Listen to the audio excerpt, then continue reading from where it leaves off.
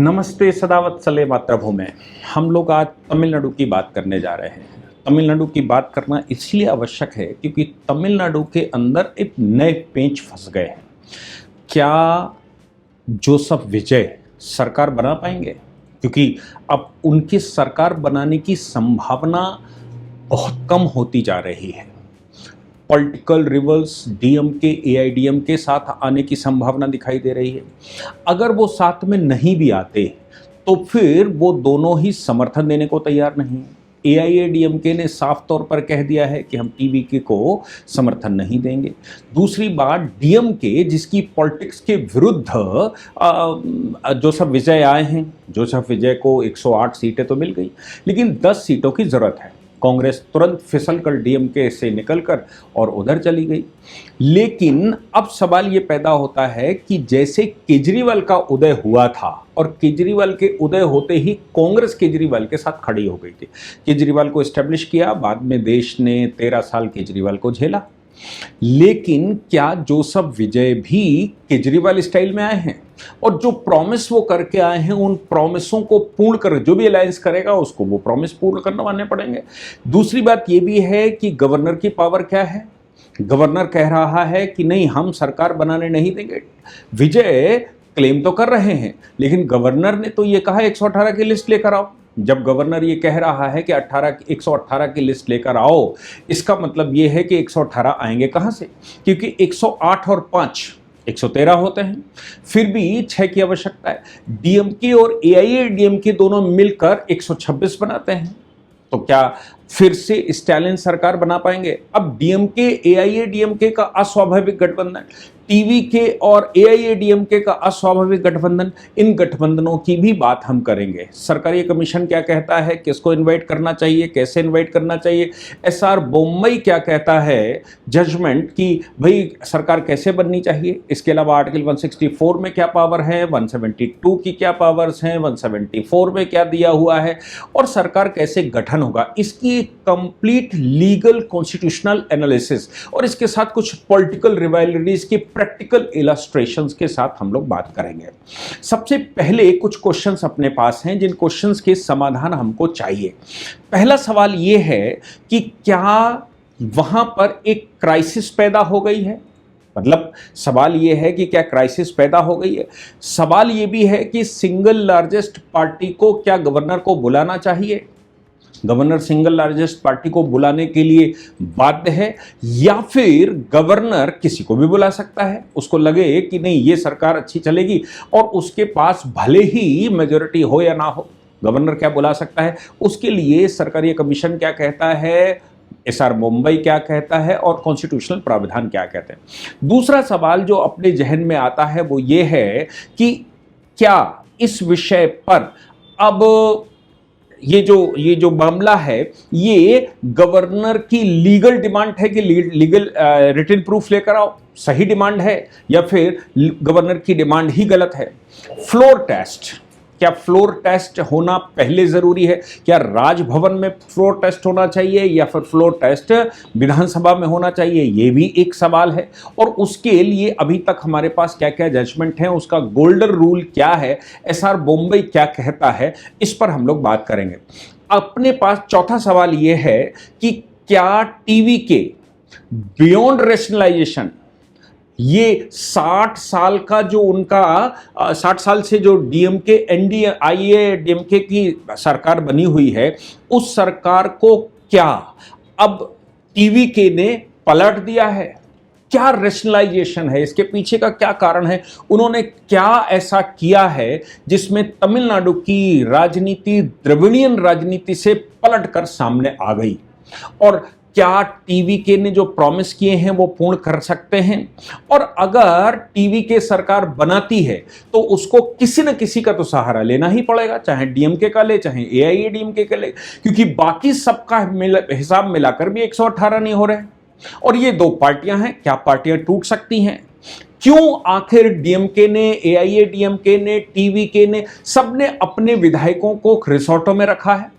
आखिर संभावनाएं क्या बनती हैं और इनकी सूचनाएं क्या आती हैं, इन सभी विषयों पर हम चर्चा करने वाले हैं।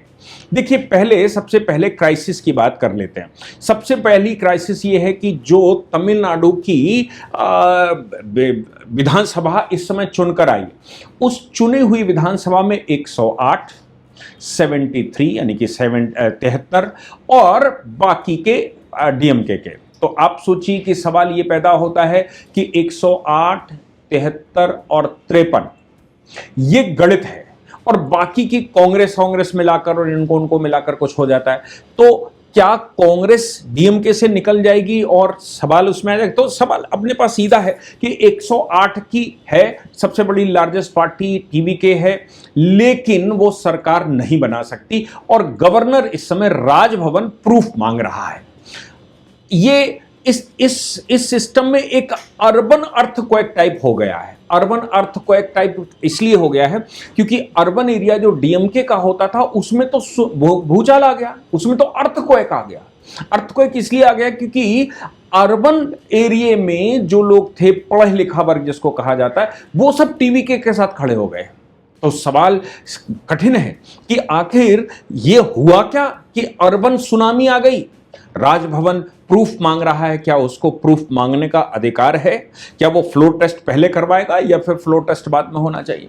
आर्टिकल 164(1) में डिस्क्रिशनरी पावर गवर्नर को हमने दी हुई है, और डिस्क्रिशनरी पावर के विषय में गवर्नर सीएम अपॉइंट करता है। तो देखिए, अभी तक का जो सिनेरियो है, सरकारिया आयोग ये कहता है 164(1) और 164(2) को अगर हम पढ़ेंगे तो कलेक्टिव रिस्पॉन्सिबिलिटी की बात कही गई है, और ये कहा गया है कि भाई कॉन्स्टिट्यूशनल लिमिट है, सबकी कॉन्स्टिट्यूशनल लिमिट है, और ये हाउस की कलेक्टिव रिस्पॉन्सिबिलिटी बनती है कि कोई इंडिविजुअल गवर्नर की ओपिनियन यहां नहीं चलेगी। कलेक्टिव रिस्पॉन्सिबिलिटी क्या है? क्या सरकार लंबे समय तक चल पाएगी? क्या सरकार लंबे समय तक चलने के लिए सक्षम है? ये सवाल है। तो क्या सरकार अगर लंबे समय के लिए सक्षम है तो फिर नए सवाल। सरकारी कमीशन तो ये कहता है कि नहीं भाई, सिंगल लार्जेस्ट पार्टी को भी बुलाया जा सकता है और पहले से तय करना चाहिए। अपोजिशन के जो मामले हैं वो भी खतरनाक टाइप के हो चुके हैं। अब बहुत सारे यक्ष प्रश्न सामने आ गए हैं। यक्ष प्रश्न सामने आ गए हैं, जैसे एमजीआर की पॉलिटिक्स की। एमजीआर ने पेरियार को टारगेट करके, पेरियार की राजनीति उससे पहले चलती थी, एमजीआर 1967 में द्रविड़ियन राजनीति लेकर आए, कांग्रेस का किला ध्वस्त कर दिया। द्रविड़ियन राजनीति लेकर आए, लोगों को अच्छा लगा कि भाई हमारे अस्तित्व की बात कर रहे हैं, तमिलनाडु की बात कर रहे हैं, तमिल भाषा की बात कर रहे हैं, तमिल एरिया की बात कर रहे हैं और द्रविड़ की बात कर रहे हैं। और ये पॉलिटिक्स तो 1967 से लेकर अभी तक चली। मतलब ये पॉलिटिक्स कोई आज 2-4 दिन की नहीं, 60 सालों तक ये पॉलिटिक्स चली।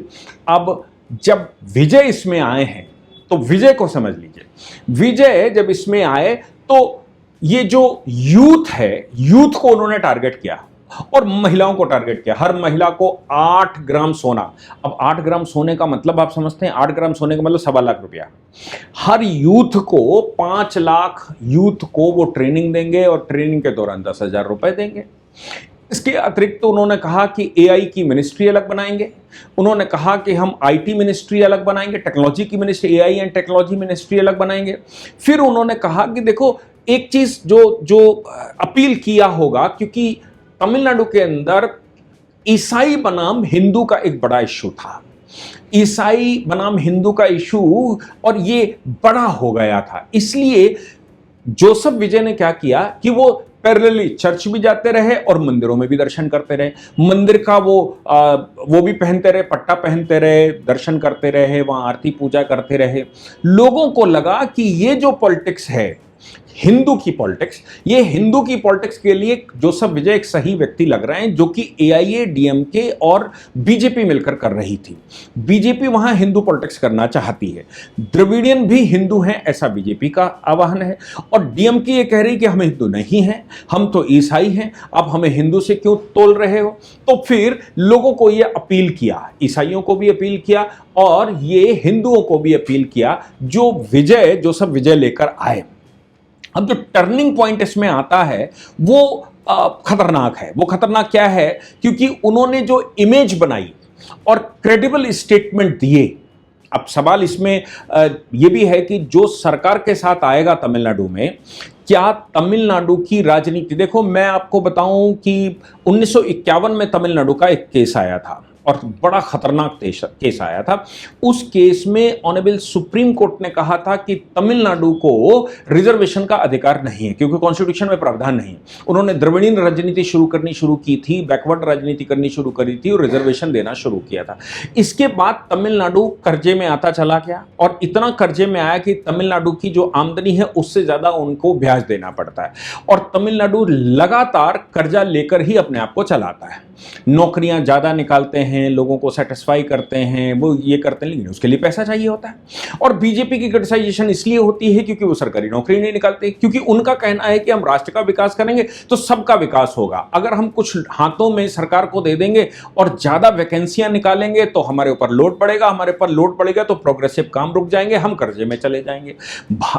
तमिलनाडु में तो यही खेल है।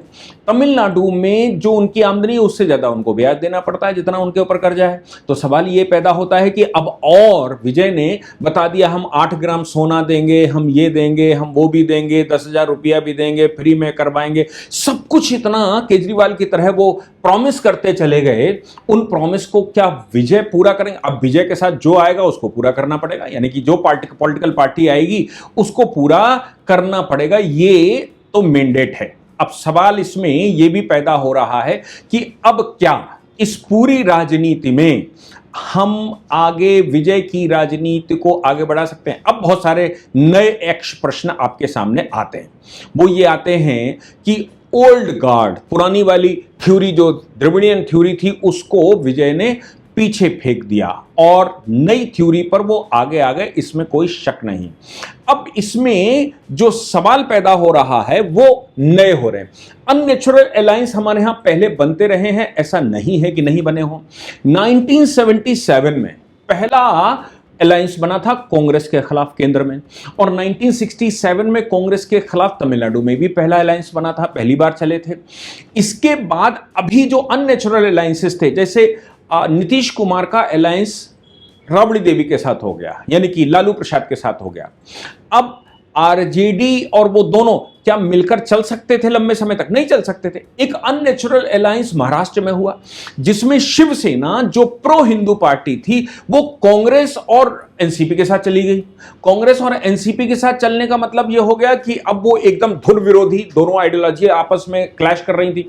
यही कारण हुआ कि उनकी पार्टी ही टूट गई और पार्टी टूटकर एक नई आइडियोलॉजी ले आई, मतलब पुरानी आइडियोलॉजी पर एक चलने वाले, एक नई आइडियोलॉजी पर चलने वाले, और लोगों ने आइडियोलॉजी को सपोर्ट किया, बेटे को नहीं। ये तो हुआ है। दूसरा, कांग्रेस का केजरीवाल के साथ दिल्ली में कोलैबोरेशन, पहली सरकार बनना, ये भी अननेचुरल था। अच्छा, एक बहुत बड़ा अननेचुरल था, वो था पीडीपी का बीजेपी के साथ गठबंधन। आप सोचो, पीडीपी बीजेपी गठबंधन कर सकती है क्या? जम्मू कश्मीर में पीडीपी एक अलगाववादी पार्टी मानी जाती रही और बीजेपी एक नेशनलिस्ट पार्टी मानी जाती रही, लेकिन ये अननेचुरल अलायंस हुआ और अननेचुरल अलायंस बहुत लंबे समय तक नहीं चला, इसमें कोई शक नहीं है। तो सवाल ये आता है कि ये जो सत्यमेव जयते का फॉर्मूला बता रहे हैं, अब हमारे सामने सवाल आता है, डीएमके एआईएडीएमके विजुअल मतलब है तो रिबल, पॉलिटिकल रिबल हैं, लेकिन ये दोनों ही द्रविड़ राजनीति करते हैं। क्या डीएमके एआईएडीएमके टीवी के को रोकने के लिए, क्योंकि द्रविड़ पॉलिटिक्स खत्म हो जाएगी, टीवी के अगर आ जाती है सत्ता में, चाहे जैसे भी तोड़फोड़ करके आए, टीवी के अगर सत्ता में आती है तो एक बात मान लीजिए कि जो द्रविड़ राजनीति पिछले 60 साल से स्टैब्लिश होकर आई है वो राजनीति खत्म होने वाली है। ये और बात है कि वो बैठने के बाद क्रिश्चियनिटी को कितना प्रेफर करेंगे विजय, क्योंकि वो मंदिर भी जा रहे हैं, क्योंकि वो एक हीरो हैं, इसलिए वो एक्टिंग भी अच्छी कर सकते हैं। अंदर दिल में क्या है वो तो काम होने के बाद पता लगेगा, जब काम होना शुरू होगा।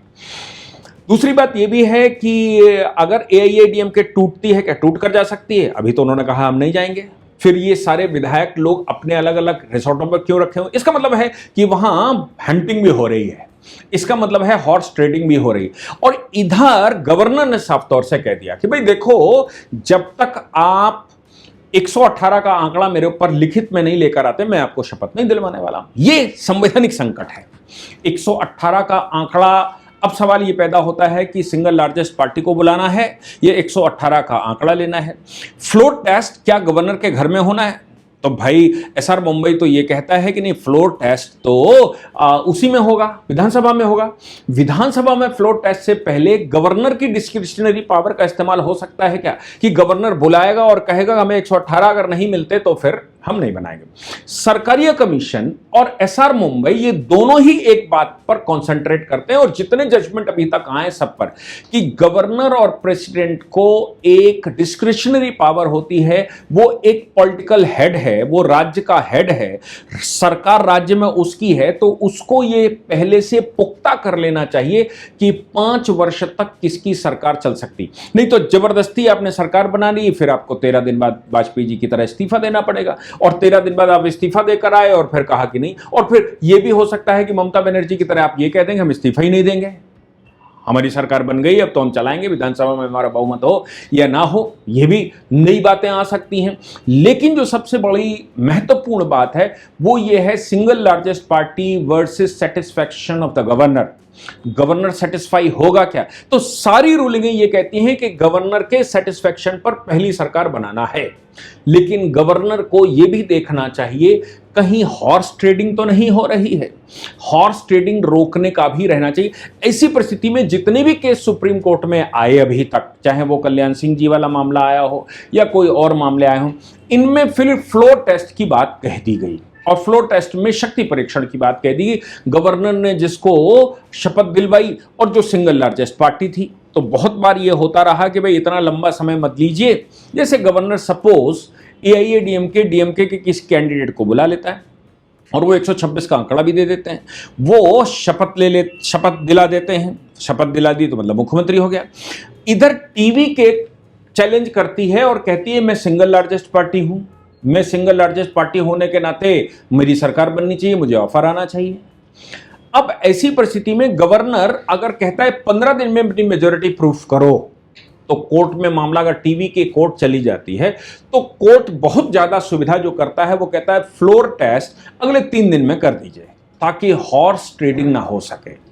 लेकिन गवर्नर ने जिसको बुलाया है उसको चैलेंज नहीं किया जा सकता, क्योंकि जब तक उसका फ्लोर टेस्ट ना हो जाए। तो फ्लोर टेस्ट जल्दी या बाद में ये एक विषय हो सकता है, लेकिन गवर्नर की सेटिस्फैक्शन पर है कि वो किसकी सरकार को 5 साल के लिए चलते देखना चाहता है। सरकार को मतलब है, सरकार तो गवर्नर की होती है कॉन्स्टिट्यूशनली, आर्टिकल 164 में गवर्नर की सरकार होती है, गवर्नर काउंसिल ऑफ मिनिस्टर बनाता है, गवर्नर काउंसिल ऑफ मिनिस्टर बनाता है तो फिर गवर्नर की एड एंड एडवाइस के लिए काउंसिल ऑफ मिनिस्टर होती है। हाँ, वो अलग बात है कि आर्टिकल 174 को अगर साथ में पढ़ेंगे तो फिर वो ये कह देगा कि नहीं भाई मेजोरिटी विधानसभा में प्रूफ होनी चाहिए, गवर्नर के पास इतना डिस्क्रिशन नहीं है कि जिसकी मेजोरिटी ना हो उसको वो काउंसिल ऑफ मिनिस्टर बना ले या एड एंड एडवाइस के लिए बना ले, उसको भी सेटिस्फाई करना पड़ेगा। यानी कि गवर्नर ने जिसको बुला लिया उसको जाकर अभी विधानसभा में प्रूफ करना पड़ेगा कि गवर्नर का डिसीजन सही है, मतलब इंडोर्स करना पड़ेगा। अगर गवर्नर का डिसीजन आ गया है और ये विधानसभा में प्रूफ नहीं होता